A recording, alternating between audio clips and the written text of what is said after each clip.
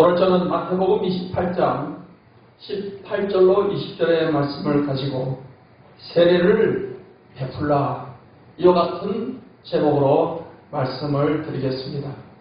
우리 기독교의 의식에 두 가지 중요한 의식이 있습니다. 그것은 세례의식과 그리고 성찬의식입니다. 세례의식은 내가 예수님을 믿음으로 죄사함받고 구원받았다 하는 사실을 우리 교인들 앞에서 이렇게 선포하는 그런 의미를 가지고 있습니다. 그리고 성찬의식은 예수님이 십자가에서 내 모든 죄를 사해 주신 이 사실을 우리가 성찬의식을 통해서 늘 기념하며, 그래서 나를 구원해 주신 은혜를 감사하며 이 복음을 전하며 살아야 되겠다는 그런 다짐을 갖는 시간이 바로 성찬의식입니다. 오늘 저는 예수님께서 세례를 베풀라고 하신 이 세례에 대해서, 세례의 의미에 대해서 여러분에게 말씀해 드림으로 함께 은혜를 나누고자 합니다. 예수님께서는 나이 30쯤 되셨을 때에 요단강에 가셔서 세례 요한에게 세례를 받으시게 됩니다. 예수님이 요한에게 가서 세례를 베풀어 달라 하십니다. 그러자 요한이 말하기를 당신이 나한테 세례를 줄 터인데 왜 나에게 세례를 달라고 합니까? 그랬어요. 예수님께서 우리가 이렇게 함으로써 하나님의 의의를 이루는 것이 합당하다 했습니다. 사실 예수님은 죄가 없는 분이십니다. 사실 세례 받을 필요가 없는 분이에요. 근데 세례 요한에게 요단강에서 이렇게 세례를 받으신 것은 우리에게 세례받는 하나의 모범을 보여주신 것입니다. 그리고 이 예수님이 세례받으시는 이 현장을 통해서 하나님께로부터 하나님의 아들로 이렇게 인정하는 그런 하나님의 음성이 임하고, 그래서 성령이 비둘같이 임하는 것을 보게 됩니다. 우리 성경 말씀 마태복음 3장 16절로 17절 말씀을 읽겠습니다.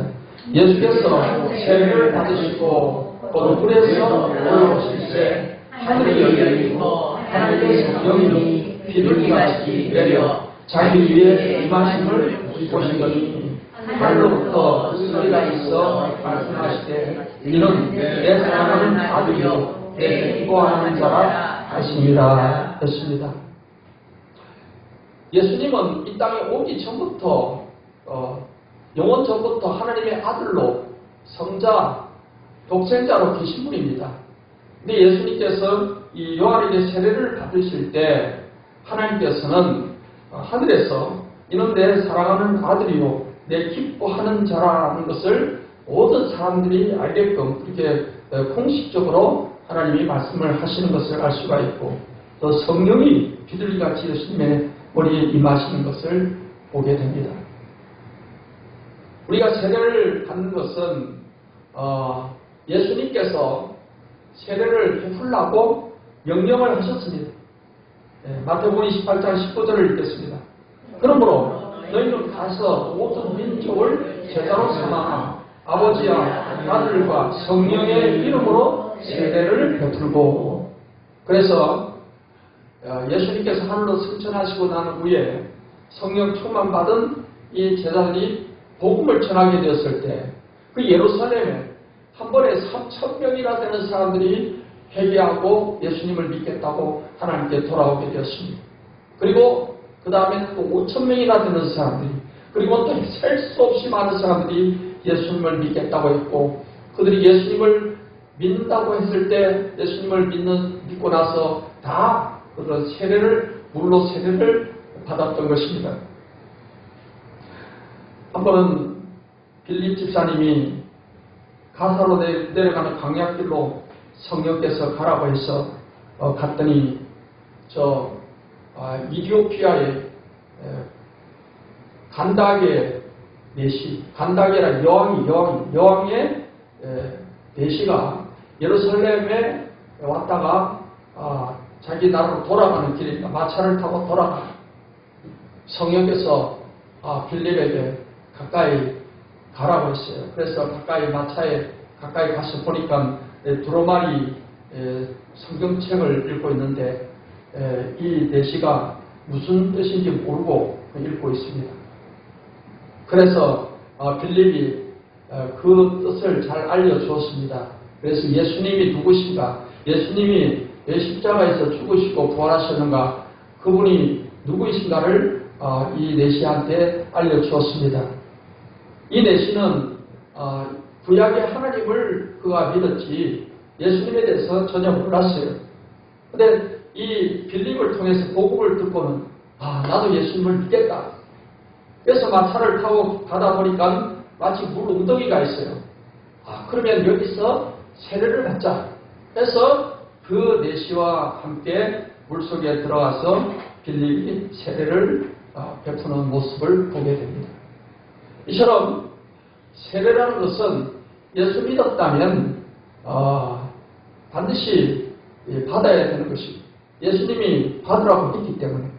그러면 왜 우리가 이 물세례를 받아야 되느냐, 물세례의 의미가 무엇인가에 대해서 오늘 말씀을 드리고자 하는 것입니다. 물로 세례를 받는 첫 번째 의미는, 세례는 구원하는 표가 된다는 사실입니다. 베드로전서 3장 21절 말씀을 읽겠습니다. 물은 예수 그리스도께서 부활하심으로 말미암아 이제 너희를 구원하는 표니 곧 세례라. 이는 육체의 어려운 것을 제하여 버림이 아니요 하나님을 향한 선한 관심의 간구이라 했습니다. 세례는 우리가 구원받은 그것을 이제 사람들한테 이렇게 선포하는 하나의 의미를 가지고 있습니다. 여러분, 구원은 우리가 물로 세례를 받는다고 해서 구원받는 게 아닙니다. 정말로 예수님을 믿는 사람이 아닌데 그냥 다른 사람들이 세례 받으니까 나도 세례 받겠다 해서 믿음 없이 세례 받으면 세례 아무리 10번, 100번 받아도 이 사람은 구원받는 것이 아닙니다. 여러분, 구원은 예수님을 믿을 때 구원받는 것입니다. 성경 말씀 로마서 10장 9절로 10절 말씀을 읽겠습니다. 네가 만일 내 입으로 예수를 주로 시인하며 또 하나님께서 그를 죽은 자 가운데서 살리신 것을 내 마음에 믿으면 구원을 받으리라. 사람이 마음으로 믿어 의에 이르고 입으로 시인하여 구원에 이르느니라. 예수님께서 십자가에서 나를 대신해서 죽으셨고 예수님이 십자가의 피로 내 죄를 사해 주셨다는 사실을 우리가 마음에 믿고 이 마음에 믿는 것을 입으로 표현을 해서 그것을 예수님 피로 내가 죄 사함 받았고 나는 구원받았고 죽으시고 부활하신 예수님이 나의 주님이십니다라고 입으로 이렇게 고백하는 그 고백을 통해서 우리가 구원을 받게 된다는 것입니다. 그래서 예수님을 믿고 구원받은 사람들이 이제 공식적으로 사람들 앞에서 나는 이제는 확실하게 예수님을 주님으로 믿는 사람입니다라고 선포하는 의미가 있습니다. 그래서 초대교회 때 보면은 그때는 상당히 로마 황제로부터 핍박을 받는 시대였습니다.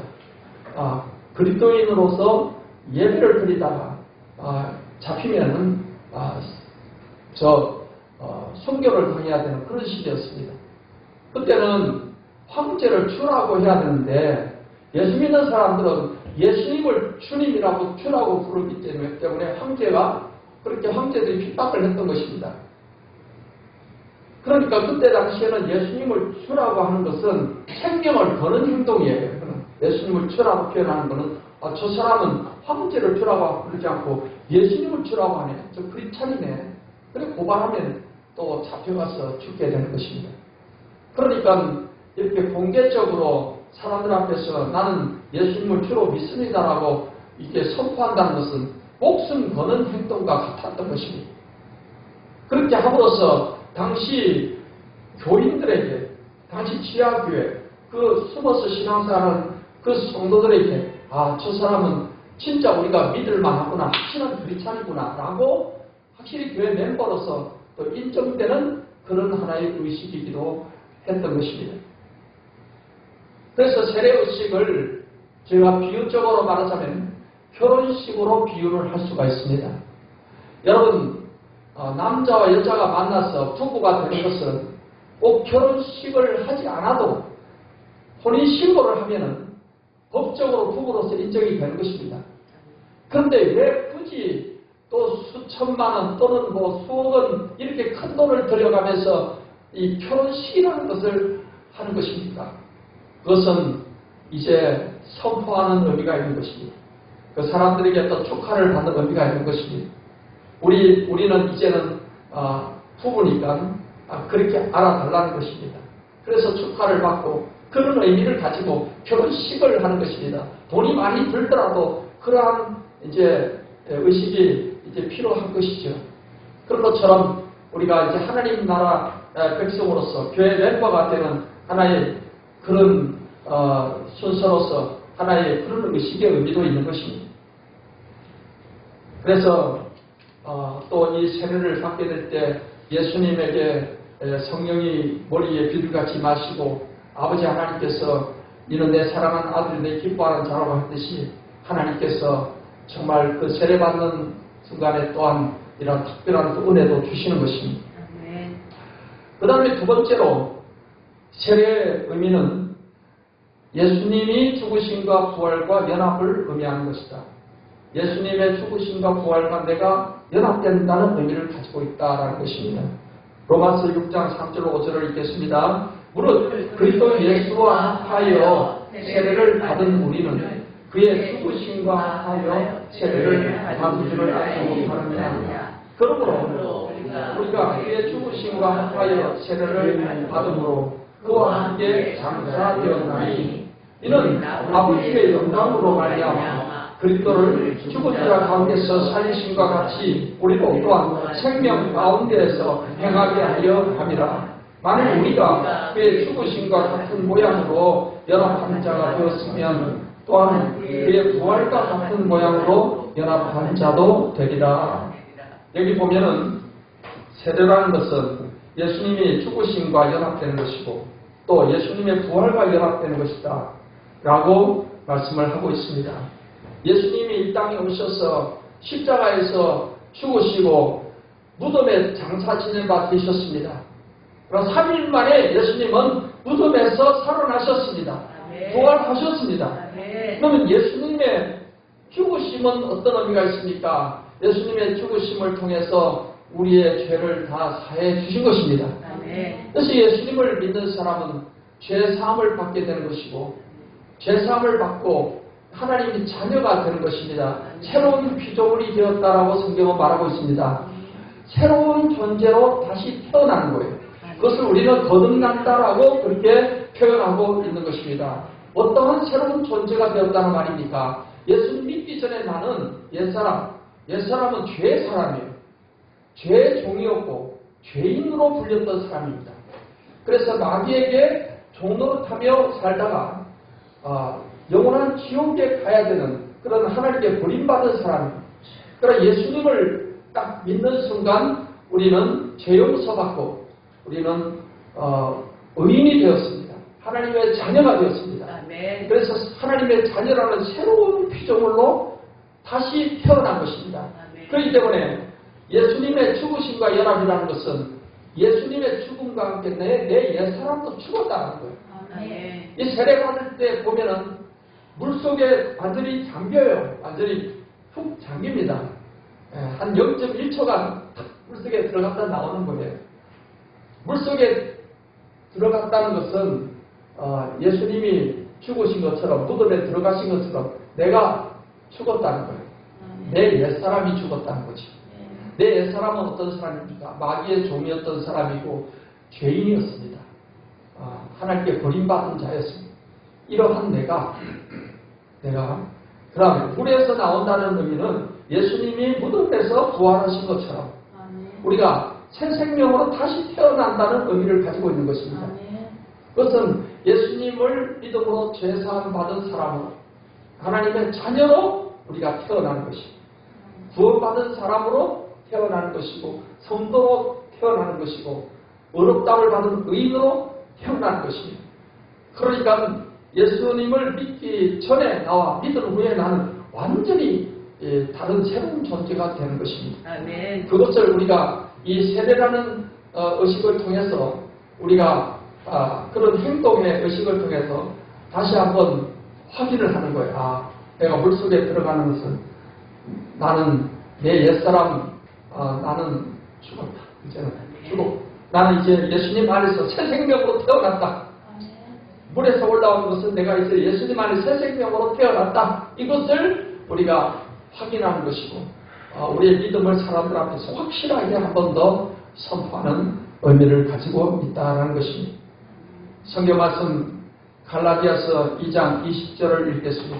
내가 그리스도와 함께 십자가에 못 박혔나니 그런즉 이제는 내가 사는 것이 아니요 오직 내 안에 그리스도께서 사시는 것이라.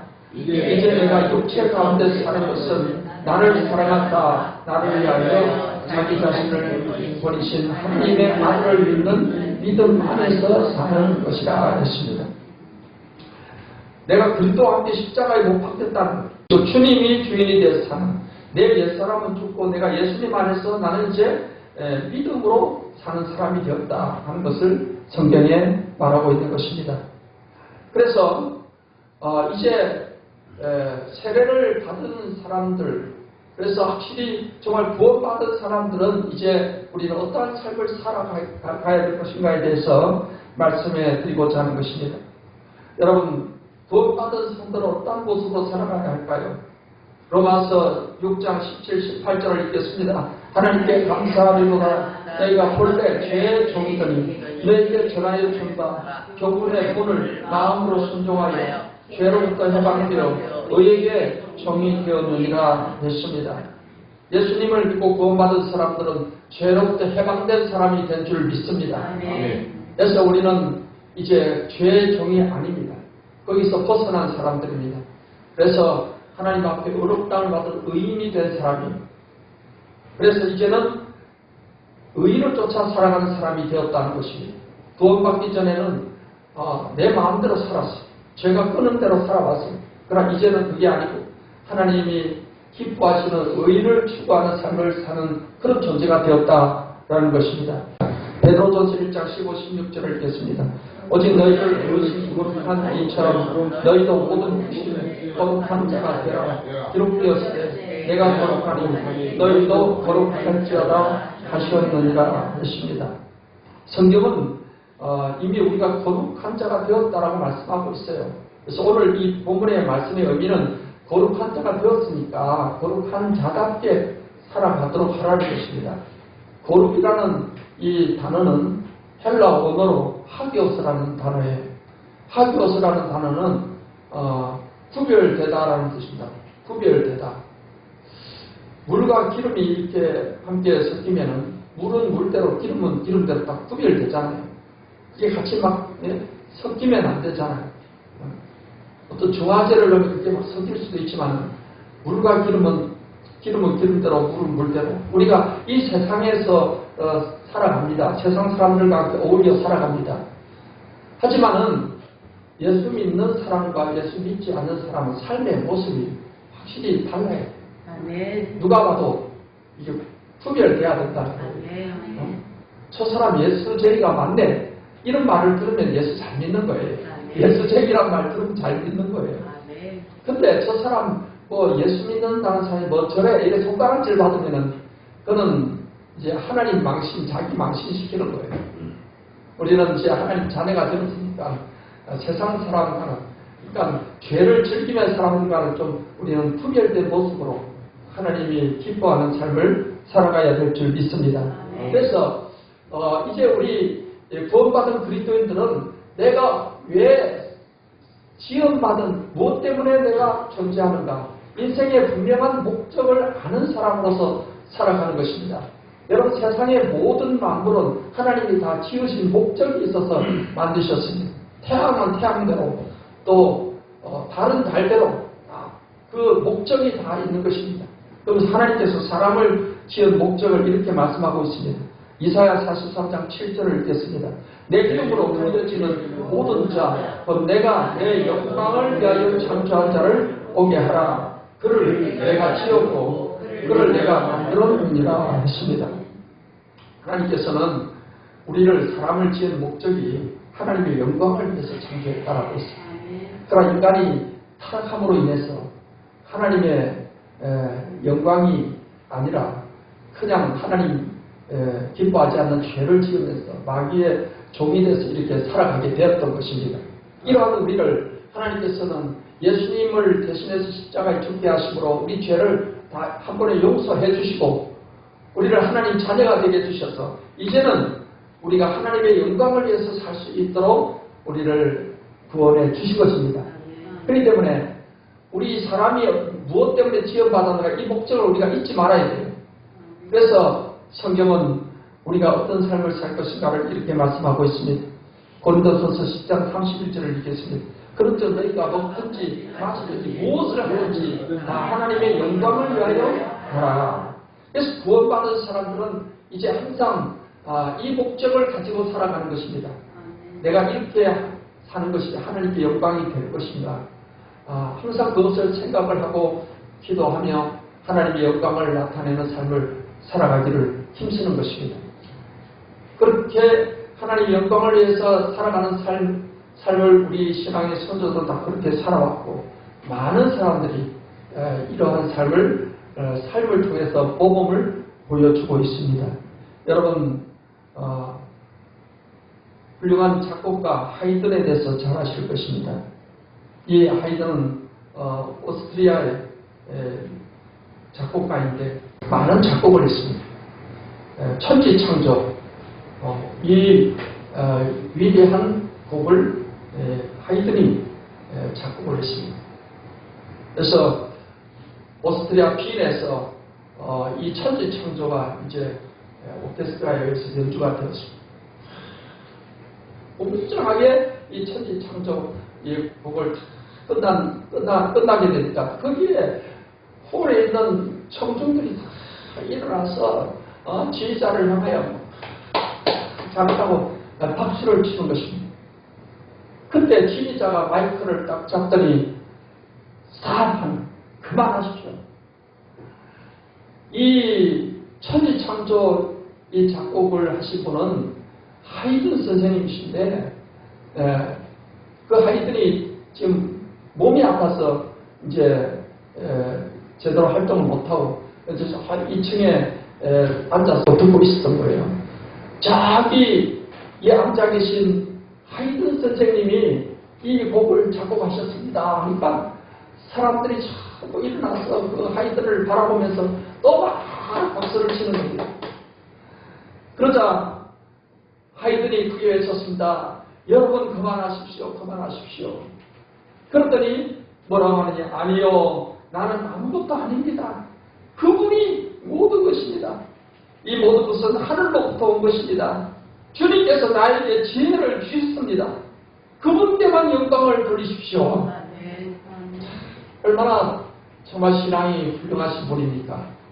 모든 영광을 하나님께 돌려야 된다는 이것이 뼛속같이 삼켜 있다 보니까 이 영광을 내가 받으면 안 되는 거예요. 이거는 하나님이 받으셔야 돼요. 이런 마음이 있다 보니까 사람들이 박수 치는 것을 중단을 시키고 하나님께 영광을 돌리라고 이렇게 말을 하게 되었던 것입니다.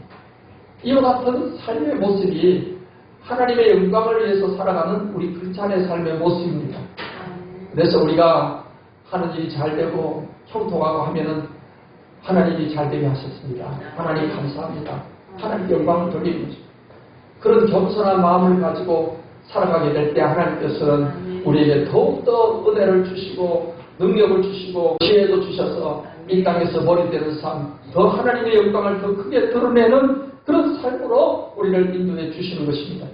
그러므로 사랑하는 성도 여러분, 오늘 세례를 받으시는 분도 계시고 이미 여러분도 세례를 다 받으신 분들이십니다.